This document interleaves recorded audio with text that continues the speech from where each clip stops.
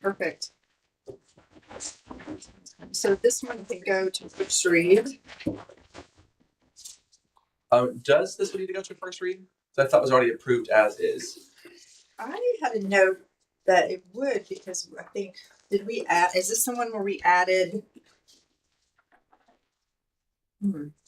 We can take it to first read and just approve it again. That would be No, really fun. Added where it goes for if a waiver is requested. Oh, that's right. That's what we added. Yeah. So it's only Is that in the policy? That's in too? the AG. That's in Oh, the then, AG. So yeah, like, I was thinking policy may something. not need to. If you want to just like make sure the public's aware, we can take the policy back to the board and approve it again. But we didn't modify the policy. We were modifying the AG.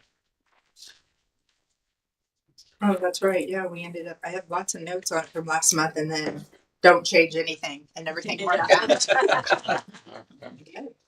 I don't think it needs to come before the board if it stands as if no changes are necessary unless anyone else feels differently. No. If it's as is, and we'll keep it that way. Okay. And if you guys change your mind, the board wants to see it or bring it back, we can do that. No changes. Okay. Next policy is 5462, retaking a class. This had technical corrections. So I got with the high school and with Mr. Pritchard and talked through all the options for the that you can pick in the drafting notes. So the high school and what we're going to recommend. So for the policy, we're going to select A, B, C, D, and E under the first drafting section. The student receives a grade of F in the class. The student grades a C- or below and wishes to master the content.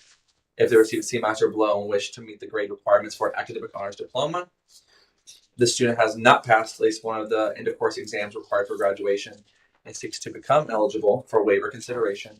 And then also Section E, which is new under the new diploma pathways or options. The student received a C+ or below and is working toward a seal on the new India diploma. And so they have the option to, they can retake a class under one of those five lines. The second one, there are some sections that we have worked with the high school and they said we don't want this or don't need this. And so we have feedback that we are going to mark some sections out. So for the second drafting note, we're going to mark A student is allowed to take retake the second semester of a 2-semester class. They may also take the first semester on an audit basis, which is no credit, with permission from the department chairperson. We do not need B because the high school indicated they want to give as many opportunities for students to retake a course should they want to master the content or get a higher grade. They don't want to restrict them on that. So wait, B of the second session is gone? Yep. Okay, so I'm understanding now. This is our current policy. This is what Neil is recommending, and now you are saying verbally what's recommended by the high school. Yes. Okay, perfect. So I can read B, and the reason why the high school doesn't want it, it states that the student may retake one class, one semester only. That part they have to take issue with. They don't want to limit kids who want to take more than one class. Okay. They want to give every kid every opportunity to retake a course if they would like to match the content or earn a higher grade under the first section of provisions. Okay. Section C, they are okay with. It says no online classes will be accepted in replacement of high school courses used for an academic honors diploma without administrative approval. Not that it can happen, but it requires administrative approval. They are going to mark Section D. When you're taking a class for credit, the word audit will be placed on the student transcript next to the original grade, and this will not be figured into the student's grade point average. Okay. And that aligns with current practice. E, they're going to mark as well. The grade earned, either higher or lower, when the class is retaken, will be placed on the transcript and replace the original grade in the calculation of the GPA. And no further. They don't want F or G. Okay. So, because I was looking at the wrong one. Oh, it's okay. The first section, they're marking A, B, C, and D as usual, as it was before. The second section, and no E. They marked E. They do want E. Yeah, that was the Oh, new yes. one with the Just seals with Indiana, diplomas. that's right. Okay. I had that one green because that is a change to a lot of Mhm. practice. It does impact, I believe, our current 9th grade class Okay. because the 10th and up, I don't believe, qualify under the new diploma pathways or the new seals. But they can. But they can. If they've completed the requirements, kids currently can earn those seals if they wish. Okay. So they could. Okay. In the second section, they're marking A, C, D, and E. Yeah. Okay. Got it. Okay. Well, I appreciate you talking to those people who this is impacted by and Yeah. for getting it out and getting feedback for that. Yeah, the high school gave us a lot of really good feedback and walked me through. I Mhm. talked with the high school principal again this week, walked through how this impacts the transcript, what it does to kids, and they remain consistent that they want to make sure that every kid has every opportunity to retake a class if they want to do that, if they can fit it in their schedule. I know things are busy. I think they have every kid the opportunity to get credit and to graduate high school with the best standing they can do. Great. Any other questions or comments about this policy before, so it'll move to first reading? Okay, great. We're going to take that in March, not in February. Is that Okay, all right? yes. Okay. Yeah. Do you want it to come in February? I mean, our board meeting's next week, right? Yeah. It doesn't matter, whatever. We can do it February. We'll bring it Okay. February. Okay, next policy is 8121, the personal background check. Mm-hmm. The contracted services, this is a technical correction. Yep. This one, one of the attorneys we have gave us a lot of feedback on this one. Okay. So I will start on the policy review. So under the first section, we have A, B, C, D, E, F. Are we on the same page, everyone? I am this time. Perfect. Yes. We're going to mark option C and mark option F. And in the past, oh, okay, we had those. Yep. Okay, so this is gonna stay the same. Yep. The one Okay. piece of feedback the attorney did give that would impact any contractual obligations we have moving forward, or that if we write in here an expanded child protection index in other states, that may be to include a statement in other contract language for the employees they have, which will come up later on under the second Indiana code I gave everyone. Okay. So it's something to be aware of. Mm-hmm. That if an employee, for example, with a contractor, has violated of the statutes we don't hire people for, Mm-hmm. we need to be made aware of that, because if they're going to be in the building with kids, we would be made aware that those folks, albeit really wonderful employees, there's a policy and a statute for Indiana that says we need to be made aware that you've broken Indiana code under certain provisions. Okay. I will move to page 2. Mm-hmm. There are 2 drafting notes here. Our attorney advised not to take either of them, and instead what we will do, about halfway down the page, it says Part Indiana Code 20-26-5-11.2, Mm-hmm. Section C. The corporation may employ or contract with an individual convicted of any of the offenses, and what we'd say, if legislative tweaks, if there are legislative tweaks, this is going to protect us, because Okay. they can add things or take away out of the Indiana Code section. So we're going to say, if they're convicted of any of the offenses listed in the statute, if a majority of the board approves the employment contract as a separate special agenda item. So if there are certain requirements or certain violations of the Indiana Code, we'll present that as a separate agenda item. Okay. So the attorney's saying don't do option 1 and really don't choose anything under option 2. Yep. And keep it kind of vague. Or Yeah, she recommends okay. under the Indiana Code, it details what offenses we disclose to the board anyway. We do that currently for the executive content. But she's saying we have to, if we contract an individual convicted of any of the offenses listed in this statute, which is referenced to 20-26. 511. Mhm. Okay. If a majority of the board approves the employment or contract as a separate special agenda item, Okay. that would be a change of practice. Typically, right now with contractors, we just don't let them on premises. Right. Like they Okay. have to provide background checks when we ask. So right now, we've just not allowed it at all. Okay, This just allows for if the board determines that we need that person. okay, Maybe they're in a specialized service that's all we can get. Yeah. That we can now do that. okay, So, for example, an RCS employee, if they have violated any or been, if there's a conviction for any of these offenses, we'll present that as a separate agenda item for you guys to consider.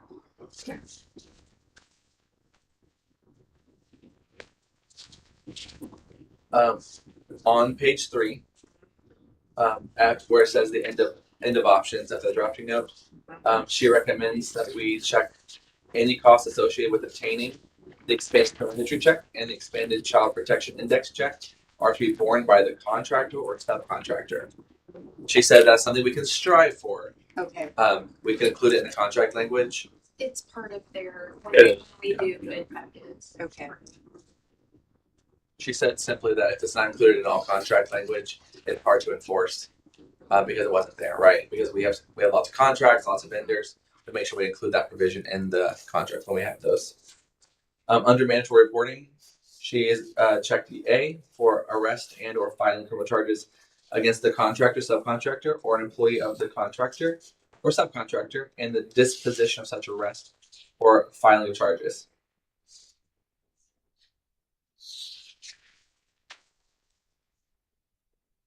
So, for example, if while we are in contract with someone, they are arrested on for any reason that would break the previously mentioned statute, they would have to disclose within 2 business days of that arrest to us.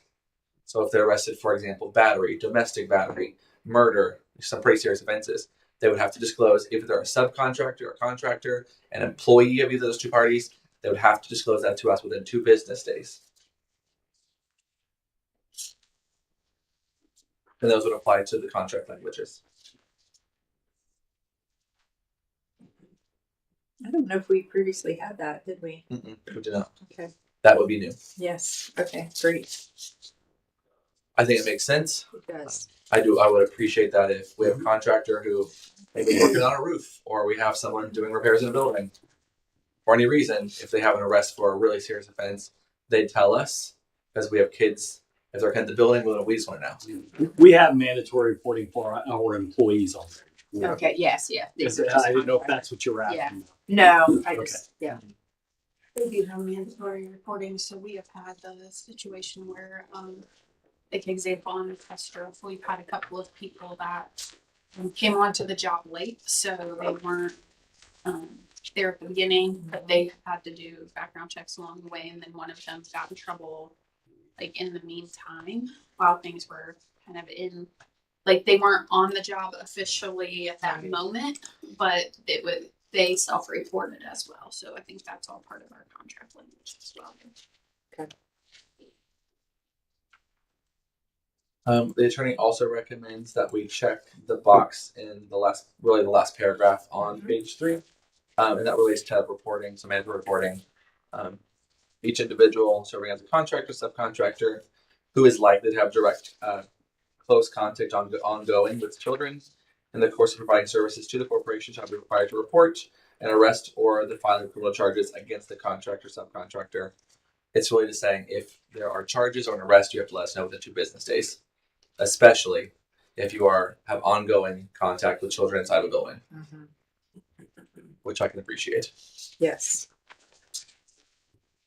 And then the last page, are we selecting that option as well? Yep. For section B, we select for the last page, the first paragraph. There's a place to select. Again, the requirement that new hires, subcontractors, anybody hired that's new, they need to also report if they get arrested. Should we find ourselves in that position? And then the last paragraph, we are tasked with developing an administrative guideline to implement this policy. Make sure that we have some procedures in place. The question is, well, they've reported it. Thank you for doing that and following policy. What happens next? Yep. And that would be where the AG we would develop and have a procedure to follow with our vendors and contractors. So that will be developed before I assume we approve Mhm. the final approval. Okay. Yeah. Great.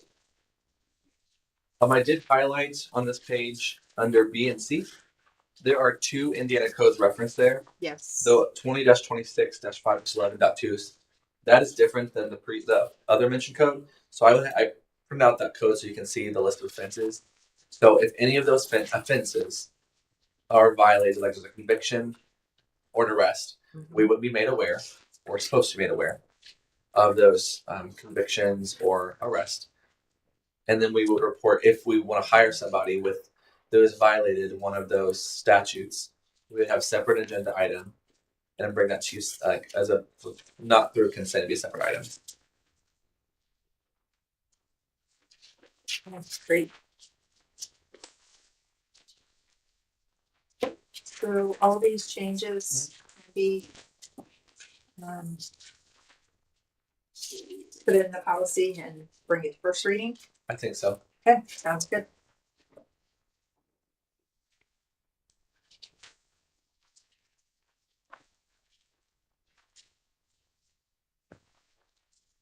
Okay, the next policy is policy 8500, the food service program.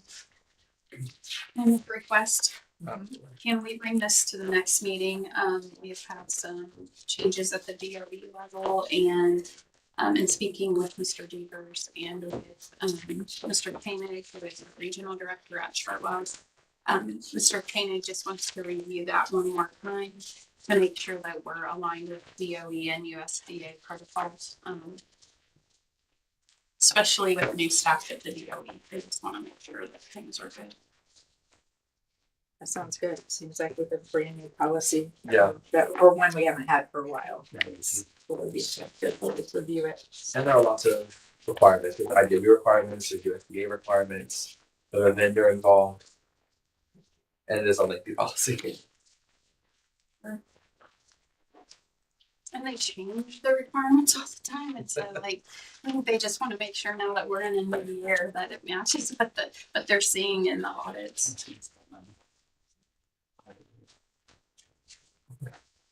Okay. The next policy is 0144.1 compensation. So this policy is just the updated policy from Neil that they recommend. I will preface to say, upon the recommendation, there's no requirement for the board to accept this or to change anything. It's just a statutory change that the board has the option to consider. So for this one in the draft unit, I'll read for the record. The school board can choose the amount it will receive as compensation each year, not to exceed 10% of the lowest starting salary of a teacher employed by the school corporation. Currently, our lowest starting teacher salary is $46,000. What that means is 10% of $46,000 is $4,600, which would be the stipend amount. Currently, the stipend amount for the board paid out over the course of 4 installments is $2,000, so $500 4 times a year. What that would do would increase the $2,000 to $4,600 to be paid out across the 4 payments of the year. So that is the first paragraph's change and what that means. And so the board can choose to do that or to not do that. And then if we added that section, then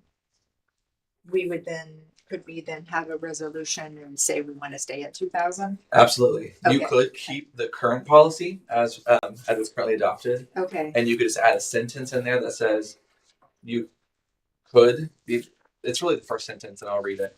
School board member shall receive a basic compensation of, and we could put an amount in there, which currently is 2,000, to be determined by the board resolution, not to exceed 10% of the lowest starting salary of a teacher employed by the corporation.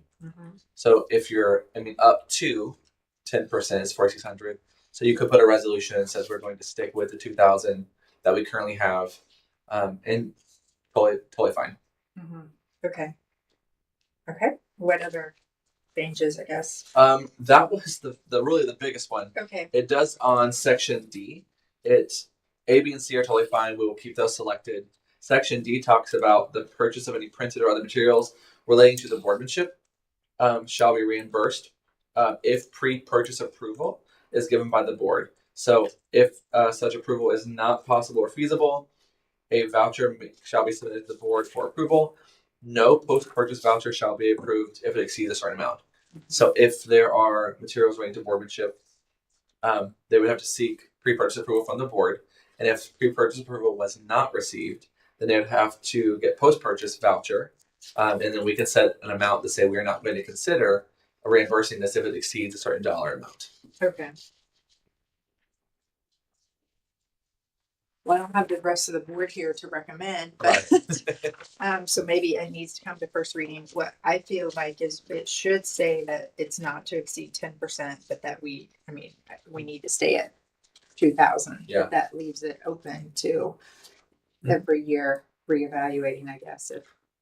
And it could just be a common practice or a new practice of the board that every year we examine compensation as part of like maybe the December, January timeframe.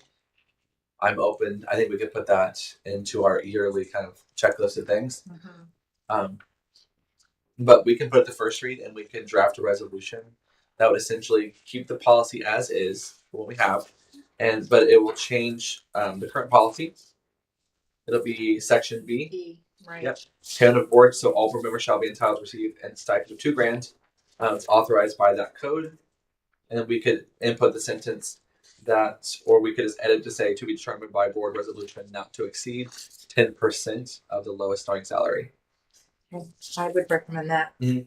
And then, the board can have a discussion to. Yep. And if then, should the 2,000 be listed here, or should it just be open and then every year that's decided?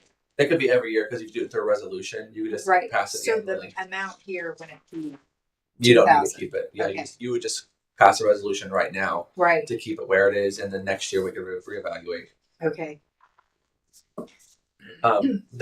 So the policy currently has it now paid out over 4 equal installments of $500 each. The board also receives for attendance at regular and special meetings. Hold on, back up. Oh, yep. So that part, if we take that 2,000 out, because that's going to be a resolution, then that statement about the 4 equal payments would need to be removed too, correct? Yeah. Okay.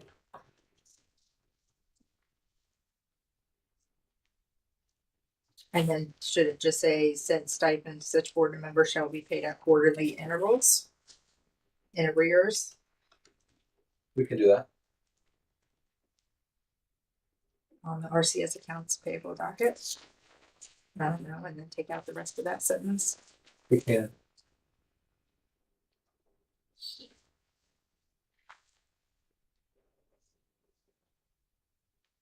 I think it's clear that, the board does not want to take a raise. I know we are Right. in it, but I also want the wording to be up to date with if future boards want to look at that.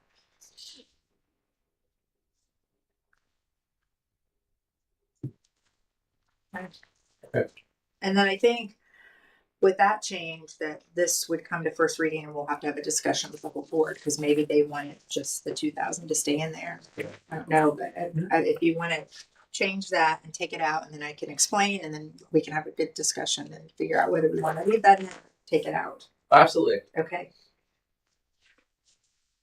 I just want to make sure that I'm clear with the board that there are per diem stipends for like attendance that is separate from the quarterly stipend. Yes. So it's $150 for regular or special meetings, and it's $75 for executive session, and that's stated currently in our policy. So if the board would like to look at that, also you totally can. Okay.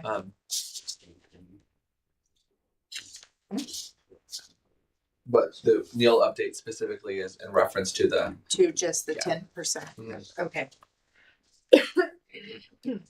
Okay. So we good there? I believe so. And then I think there were small, I don't even know if we have in that reimbursement Yeah, I don't believe that's for currently in the policy. mileage. Is that? Reimbursement for, There's separate policies and duties on reimbursement. Yeah.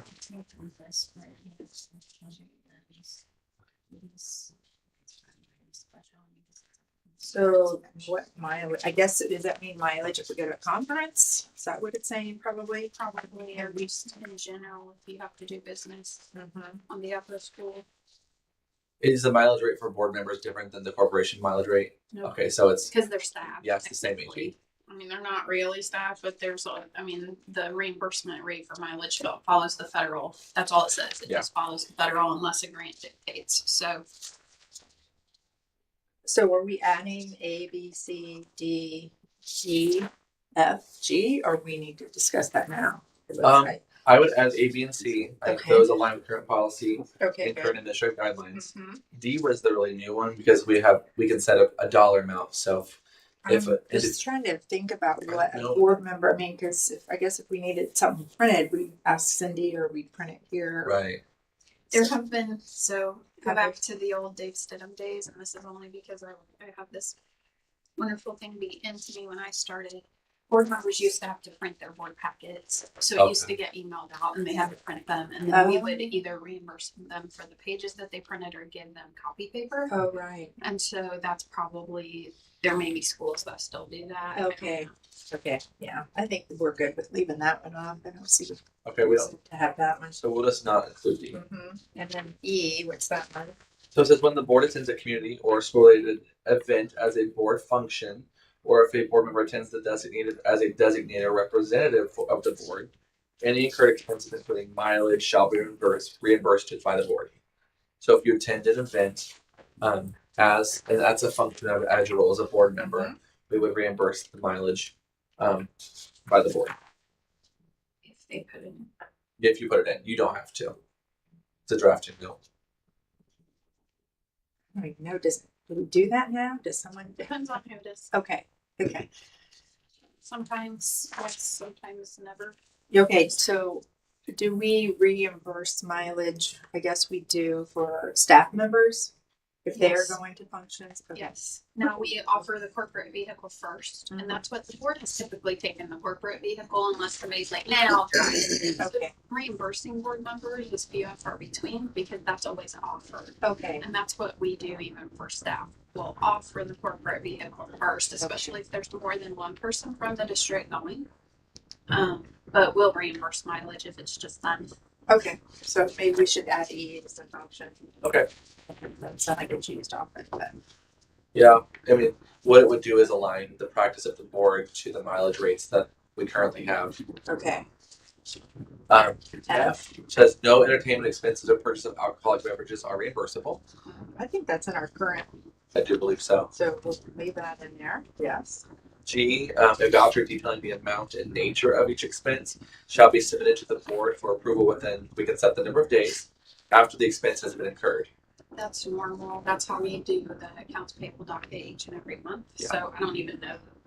I think that what we said for mileage was within 30 days of the date travel is what the kind of So, right I think it's in reference also to that what we didn't include was if we, like, there are costs incurred as printed materials or other materials related to boardmanship. If they purchase something and have pre-purchase approval, they would have 30 days to submit like a receipt to us for the board to the board, so they could know the nature of the amount of it to spend, so that we can clear the books on a monthly basis and have the accounts payable be accurate. the typical. It's just, they would just use the typical reimbursement forms. Like Yeah. So do we need to add D then? I don't think we need D Okay, or okay. D. But when we're talking about this whole section, it's not necessarily about mileage, right? No, it's about any. It's about any expenses. expenses. So the So what a Ted is voucher? talking about is let's go to a conference and you guys want to buy a book. Okay, Yep. So we might reimburse for the book if this was marked. for G. Yeah. Okay, You might not. Like we have done it both ways. Sometimes we didn't. Like the board is a little different because typically you're going to a conference. That is conference material. But sometimes teachers will want to buy a book of whoever the writer was of the speaker. We don't reimburse for that if it's a choice. If it's Mhm. mandatory to the conference, we Right. And okay. if we do reimburse them, then that book is the property of the school. Right. Oh, right. Exactly. And not their personal property. Oh, So right. if they were to buy a book, get reimbursed and then leave and go to leave the job, or that book would remain. It should remain. That's a key So, point, right? If there are promotional materials or paper print materials that we purchase, it'd be the property of the board. Mhm. Now, like if it's given to them as a part of, Right. that's different. But if they paid for it and wanted to reimburse for it, yes. But G is saying that, okay, so I go to a conference and I have to buy this book for whatever our strategic plan. that then I fill out a voucher and submit it to the board for approval. Is that Well, just, that's normal. that's just the normal, it's not Yeah, like the this board is a has to- separate thing? No, Okay, the it's board has to included, approve okay. all, this I'm is just understanding. policy language. Yeah. So the board has to approve all of our expenses. Yes, yes. That's what you do each month through that Oh, yeah. fee stuff. So it's I the thought same this was thing. like some special No. something. I was like, this No, is it weird. just Okay, through it just normal through business. everything. Yeah. Okay. It's not a change in practice with the corporation. Mm-hmm. Okay. And so is the normal amount of days 30 days or what is that? Okay. Yeah, That sounds for staff, it's 30. 30 days. Kristen, I think G would too be like when you guys are getting ready to go to COSPA. Mm-hmm. So in March, and if they had meals that Okay. were not in line, I mean, then they, the board members would then have to get to me within 30 days to be Okay. To reimbursed. give you receipts or whatever. Reimbursed. Okay, got it. So the Okay. 30 days does help us make sure accounts payable is accurate. Yes. So when we bring the February to March accounts payable, Well, and it helps staff, like the board members that might not be as on it as others. Sometimes it's just good to have those parameters. yeah. Yes. Okay, great. So we will select all except for D, and we'll make that change to the part B. And we'll have a take it to first reading for a discussion. Okay. Any other comments or questions? Do not. Okay. Next is policy 3231, outside activities of staff. This is a policy with some technical corrections. It is very identical to the previous one, but it changes one thing that I would make sure we say. Everything, the first paragraph, it changes non-school, one word to non-school with a hyphen. That's just yeah. Grammatical. Okay. For under section E, it states that staff members may not accept fees for remedial tutoring of students currently enrolled in one or more of their classes in the same subject they are teaching the student while the student's enrolled in their class. Okay. What they're simply saying is if that student's taking your class, for example, at the high school, Mhm. and they're taking your, I don't know, English or math class, you can't tutor them privately for the class that you already have them in class for. Mhm. In other words, you should be providing during the day Yes. while they're in your class as part of Right. your instructional. Interesting. Not to say that it's happening. practices. To my knowledge, it's not happening at all. Mhm. I think it's just a protection to say if you do, because we do have a tutoring list that we maintain. And so parents will time to time call and like, hey, do you have a tutor for math? And we have a list. We just give parents some names and numbers and say, hey, try this person. But if a student calls and they're already taking your class, tier 1 instruction shall be happening by the educator, and tier 2 or tier 3, if needed, will be happening also in the building. And what they're saying is you can't provide remedial tutoring services at cost of the parent if that child's already in your class. Mhm. Okay. As for Makes sense. example, through differentiation, I noticed that Stephen is struggling with my tier 1 instruction. However, we have tier 2 and tier 3 supports. I need to lean on the tier 2 and tier 3 supports Yes. to provide Stephen with that extra support so as to not then therefore create a situation where Stephen and his parents have to come and see me as the tier 1 instructor after hours at an additional cost. Mhm. Right. And it's not to say the parent won't get a private tutor anyway. Right. It just, if they're in that class, it can't be that person. Yeah. It can be someone else. Mhm. That can't be the current teacher they have. Mhm. And that is the only change outside of changing which to that on page 2 and 2023 to 2025 on page 2.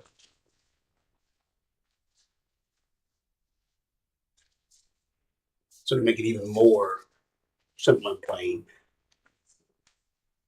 as a parent, if my son or daughter needs additional services, I shouldn't have to pay additional money if you're already my son or daughter's classroom teacher. Correct. After hours, they should be receiving those services while they're in school during the day.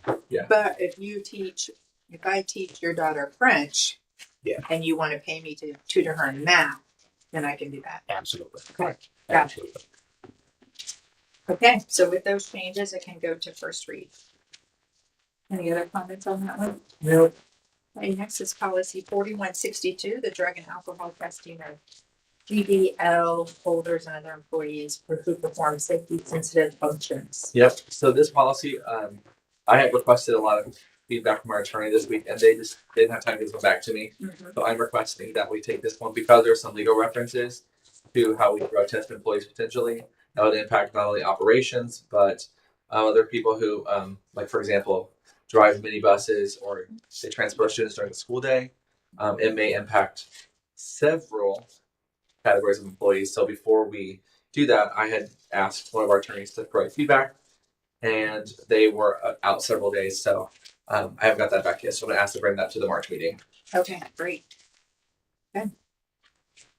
So that policy will come back to March along with the 8,500. Yes. Okay. Great. Are there any other? I have no more policies today. Okay, great. What review? So let's figure out our March meeting, and we know we'll have these two. Do you have others in mind? Because, We do. So things coming in, right? we have more. We have the policy set for the March meeting. We're Oh, going to recommend that would finish off the policy update from the fall that we got. uh-huh. And we expect a new one around April. Okay, It's anticipated, it's not guaranteed, but we expect it around April. okay. And then once we get that, we can begin the next set of policy meetings. So we can bring 8,500 back, 4162. Mm-hmm. And then the others from the update, it sounds like. Yep, we have 1, 2, 3, 4, 5, 6, 7 more. Okay. But I believe all of them are very, very minor technical corrections. All the big ones that have been like revisions have been brought. So I'll bring 1, 2, 3, 4, 5, 6, 7, 8, 9 total Yes. next meeting, which try to capitalize and maximize our time and be efficient. But that should clear the policy update so we can until we're pending the next update from Neola. Great. Okay. Cindy, when is our next board meeting in March? It's on the Third Wednesday of the 18th. March 18th. Okay. So does it work well to have the policy meeting the week before? I think so. Only because it gives us time to bring a policy to the next meeting. Yeah. So how about March the 10th, and it would be at 4 p.m. So we've been teetering between them. Does that sound good? I'm okay with that. Are you guys okay with that? Yeah, that's fine. We'll be coming out of, yep, that's fine. Okay, March 10th, 4 p.m. will be our next policy. Great, meeting adjourned. Thank Thank you so much. And we are soon to be off live stream. He's Cindy, will you let us know when we're off live?